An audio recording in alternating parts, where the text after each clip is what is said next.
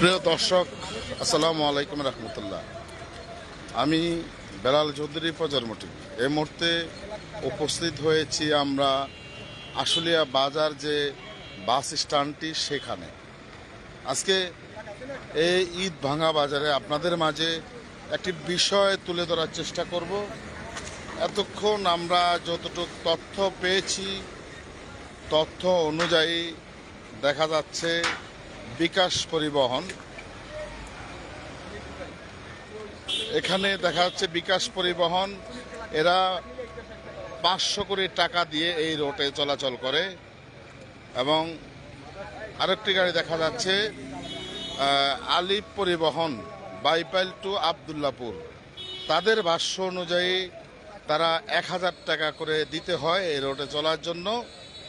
যতটুকু আমরা শুনতে পেয়েছি, একটি গাড়ির নাম্বার দিয়ে বেশ কয়েকটি গাড়ি পরিচালিত হয়। এবং আমরা এয়ারপোর্ট পরিবহন যেটাকে দেখা যাচ্ছে, এয়ারপোর্ট পরিবহন যেটা চলে, সেটি এই রোডে চলাচল করার জন্য 500 কোটি টাকা দিতে হয়।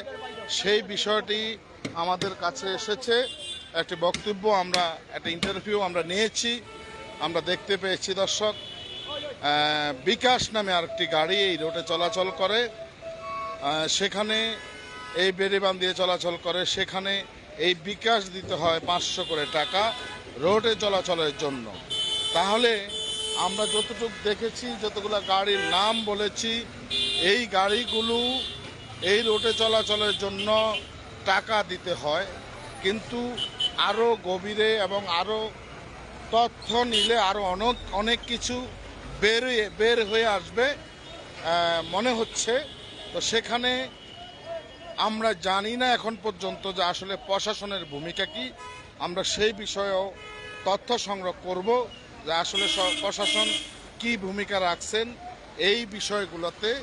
রোডে গাড়ি চলবে, সরকার পাবে রোড পারমিটের টাকা, সরকার পাবে গাড়ি কাগজ করার টাকা।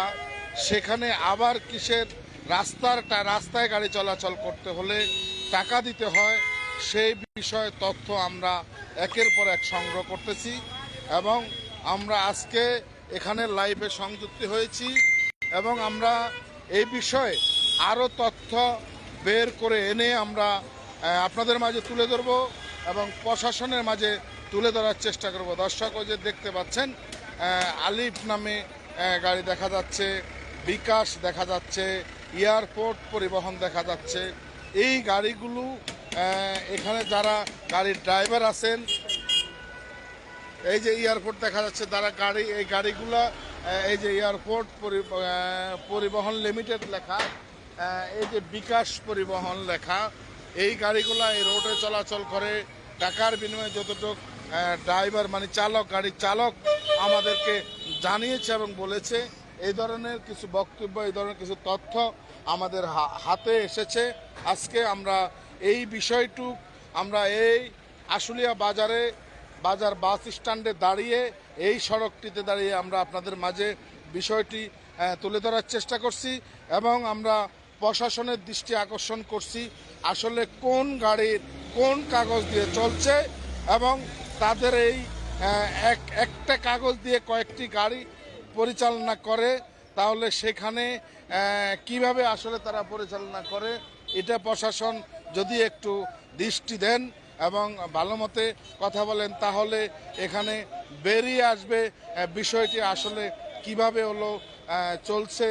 এই যে রোডে চলার টাকা দিতে হয় সেই বিষয়টি, এবং কতগুলো গাড়ির কাগজ আছে, কতগুলো গাড়ির নাম্বার আছে, আসলে এই এক নাম্বার দিয়ে কয়টি নাম্বার গাড়ি চলে, সেই বিষয়টি আমরা আজকে আপনাদের মাঝে তুলে ধরার চেষ্টা করছি। দর্শক, আপনারা দেখতে পাচ্ছেন এই মুহূর্তে আমরা রয়েছি আশুলিয়া বাজারে। আমরা একটু কথা বলবো যে আলিফ পরিবহনের চালক আছেন, ওনার সাথে একটু কথা বলবো। ভাই, আপনার নামটা কি জানি? ইমরান হোসেন। এই গাড়িটা কোথা থেকে কোথায় যায়? 14 নম্বর। আপনাদেরকে রোডের জন্য টাকা খরচ কত দিতে হয়? রোডের খরচ কোম্পানি বাবদ 500 টাকা। কোম্পানি বাবদ মানে বুঝতে পারিনি। এটা আমাদের সুপারভাইজারের এরপর মানে যারা রাস্তায় থাকে কাজ করে তাদেরকে 500 করে টাকা দেন? না তাদের 500 না, তাহলে? 500 টাকা করে গাড়ি প্রতি নেয়। নেওয়ার পর তাদের বেতন দেওয়া হয়। আচ্ছা, তাহলে গাড়ি কতগুলো আছে এখানে? আমাদের গাড়ি এখন প্রায় 40 টাকা। 40টার মতো আছে। জিপি দিতে হয় কত? জিপি ওটাই ওটাই জিপি। ওইটাই আমার এই আপনি আমাদের এইখান থেকে বন্ধু আমাদের সুপারভাইজার আছে প্রায় 20 জন, প্রায় 28 জনের সুপারভাইজার। আলাদা করে 20 টাকা 10 টাকা এভাবে না ওইটার কোনো ইয়া নেই। দর্শক, ড্রাইভার বলেছেন 500 টাকা করে। আসলে এখানে আমাদের কাছে মনে হয়েছে কোনো একটা জিনিস লুকিয়ে আছে এবং না বলছেন তাই, কারণ সে একজন ড্রাইভার, যার কারণে বলছেন না। আমরা বিষয়টি আপনাদের মাঝে তুলে ধরার চেষ্টা করছি। দর্শক, আপনারা দেখতে পাচ্ছেন এই যে বিকাশ পরিবহন, যেটা আমরা বলেছিলাম যে এই রোডে চলাচল করে বিকাশ। আমরা এই বিষয়ে একটু কথা বলবো। বিকাশের যে ড্রাইভার আছেন, যিনি গাড়িটি ড্রাইভ করেন, ওনার সাথে একটু কথা বলবো। এ ভাই, আপনার নাম কি? আপনার কি নাম? জি, কতদিন থেকে এই লাইনে গাড়ি চালান?